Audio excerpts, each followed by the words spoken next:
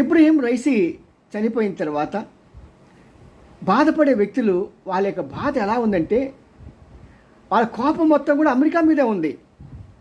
America కనుక మన దేశం మీద ఆంక్షలు విధించకుండా ఉంటే మన అధ్యక్షుడు వెళ్ళినటువంటి ఆ యొక్క హెలికాప్టర్కి కావాల్సిన స్పేర్ పార్ట్స్ ఈజీగా దొరికేవి కదా, దాంతో ఇలాంటి ఏ ప్రాబ్లం వచ్చి ఉండేది కాదు కదా అని వాళ్ళ కోపాన్ని మొత్తం అమెరికా మీద చిందేస్తూ ఏదైనా చేయాలి, అమెరికాని ఏదైనా చేయాలి, ఇలా ఊరుకోవడానికి వీల్లేదు అని చెప్పి చాలా గొడవ పెడుతున్నారు.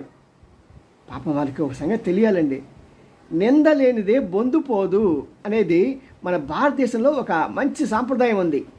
ఎలాంటి వారైనా సరే చనిపోయినప్పుడు అలా జరిగి ఉంటే బాగుండేది కదా అని అనిపిస్తుంది. ఇదే నింద అనమాట. ఈ నింద లేనిదే బొందు పోదు అని.